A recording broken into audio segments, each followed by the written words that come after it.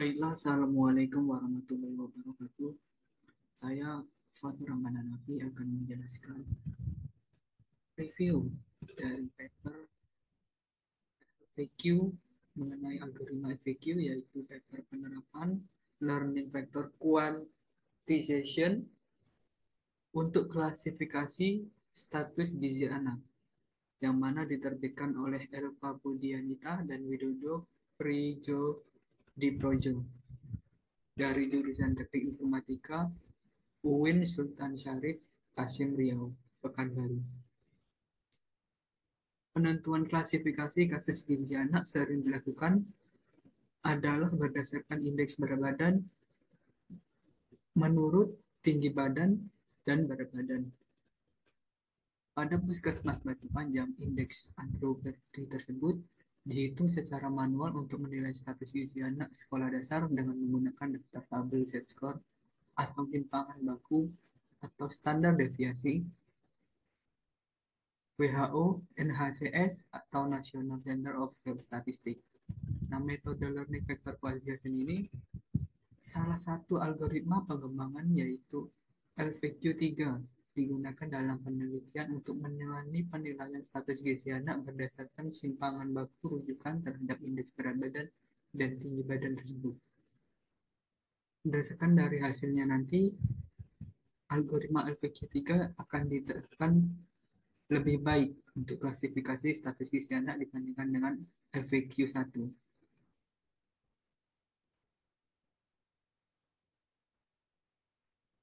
Paper ini dimulai dengan penggunaan antrometri sebagai alat ukur status gizi semakin mendapat perhatian karena mendapat digunakan secara luas dalam program-program perbaikan gizi di masyarakat.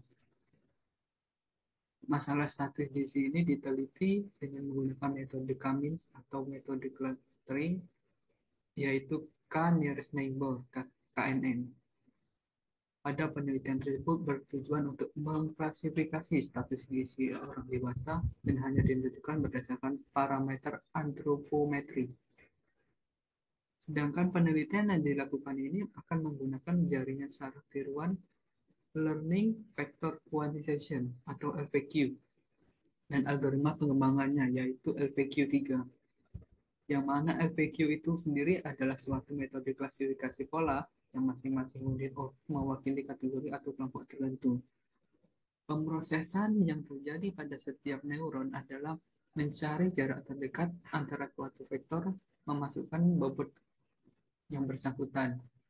Kemudian kelebihan dari metode ini adalah selain mencari jarak dekat, selama pembelajaran init output pun diposisikan dengan mengatur memperbaharui bobot melalui pembelajaran yang terawat.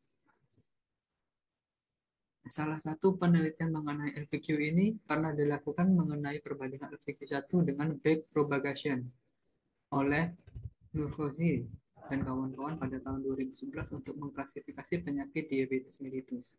Hasil pembahasan penelitian ini adalah klasifikasi dari data penyakit diabetes mellitus menggunakan FAQ yang memberikan tingkat akurasi lebih tinggi atau akurat dalam pembacaan pola jika dibandingkan dengan back propagation. Oleh karena itu, penelitian ini akan bertujuan menerapkan metode FAQ untuk mengklasifikasi status gizi anak berdasarkan indeks antropometri, berat badan atau tinggi badan dan beberapa faktor yang mempengaruhi status gizi, yakni penyakit infeksi, nafsu makan, dan pekerjaan kepala keluarga. Kemudian untuk metode penelitiannya, penyelesaian permasalahan klasifikasi ini akan menggunakan FAQ yang terdiri dari beberapa langkah.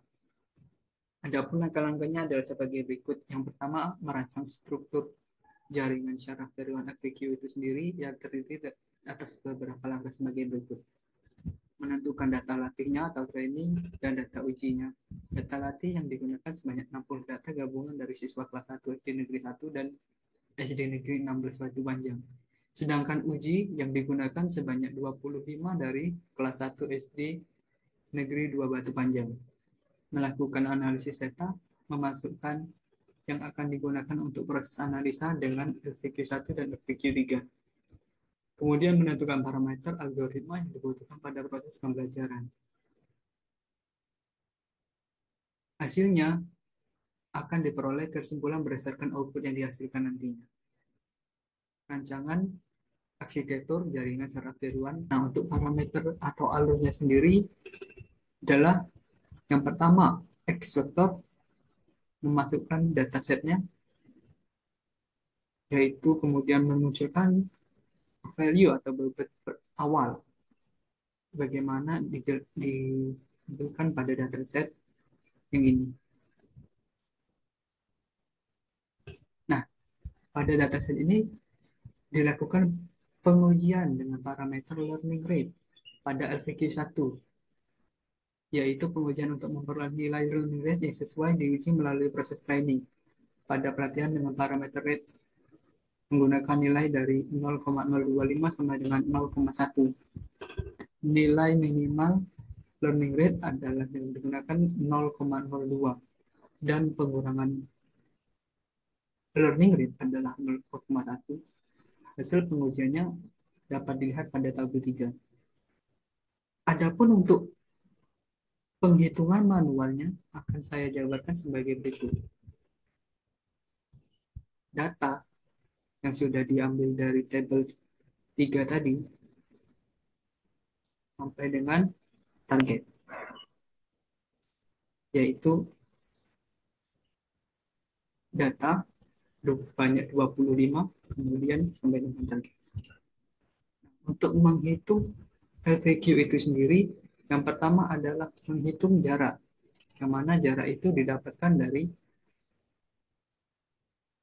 akar dari perpangkatan jarak antara target dikurangi jarak antara LVQ1 dikurangi target pangkat 2 ditambah dengan data kedua dikurangi target pangkat 2 ditambah dengan data ketiga dikurangi target pangkat 2, maka didapatkanlah hasil sebagai berikut.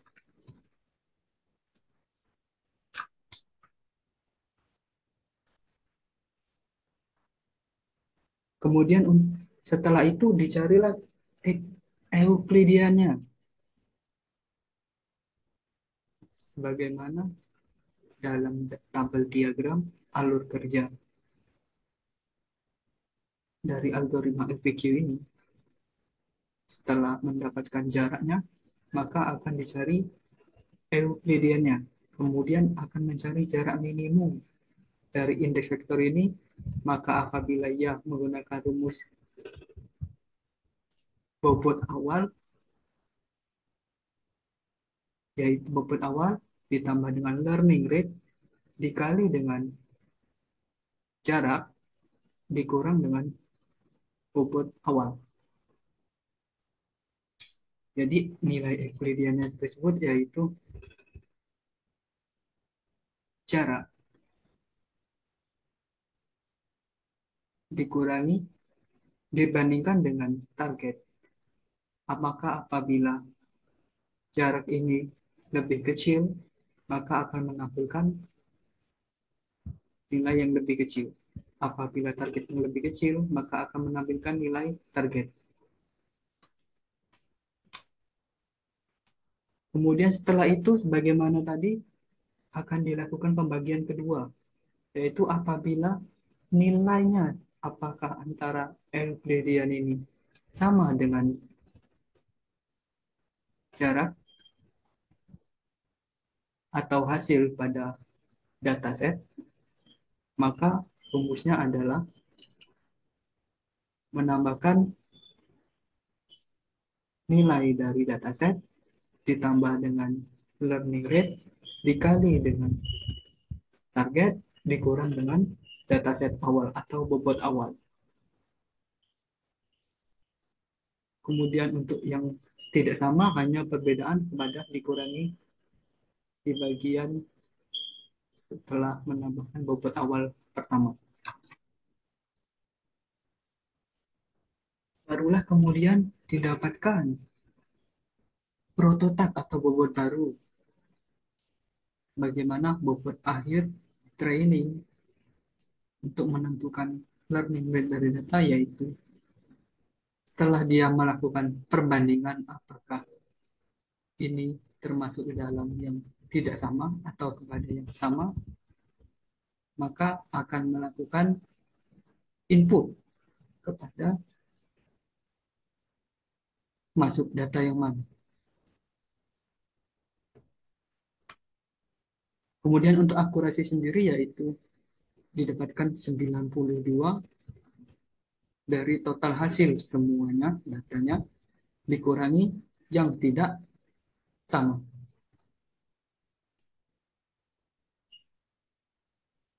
yaitu 25 dikurangi 23 yaitu 2. Sehingga 23 dibagi 25 per 100 yaitu 92%.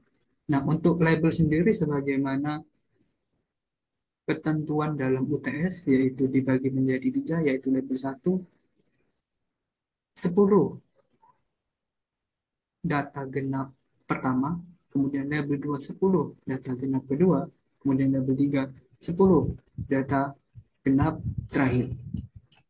Yang mana didapatkan hasil yaitu untuk akurasi label 1 yaitu sebanyak 80% atau 4 dari 5 yang berhasil. Kemudian untuk label 2 yaitu 80% dan label 3 sebanyak 100%.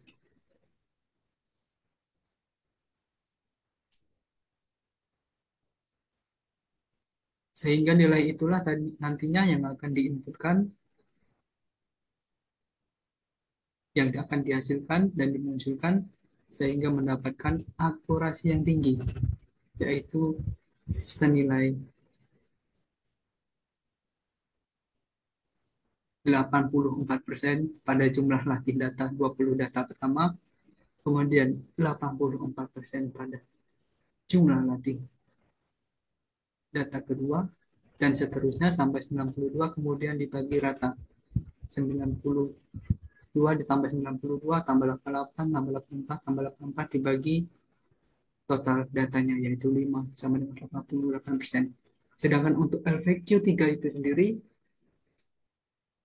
rumusnya sama, untuk inputannya yaitu sama dengan melakukan sebanyak iterasi 1 kali,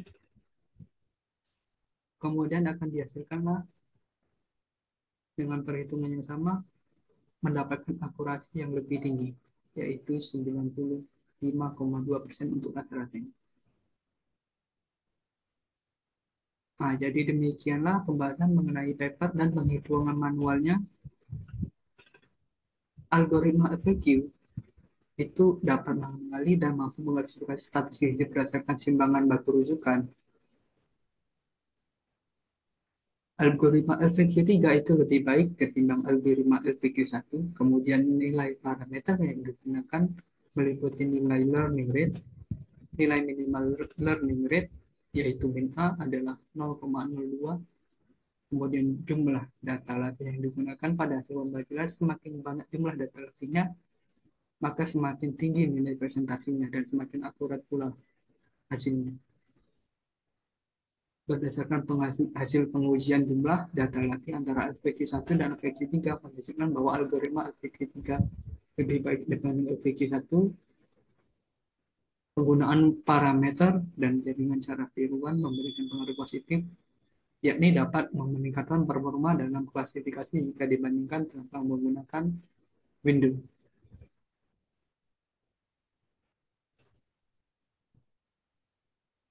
Rencana pengembangan sistem ke depannya untuk meningkatkan performa dan akurasi dari sistem dalam menerapkan algoritma LVQ ini, maka saran-saran yang dapat diberikan yaitu pertama, penelitian dapat dikembangkan dengan menambah variabelnya lagi. Kemudian kedua, penilaian gizi selanjutnya dapat dikelompokkan berdasarkan umur anak selain berdasarkan jenis kelamin.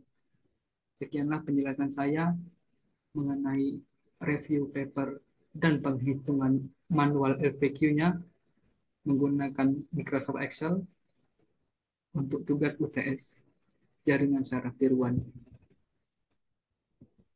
Sekian dari saya. Wassalamualaikum warahmatullahi wabarakatuh.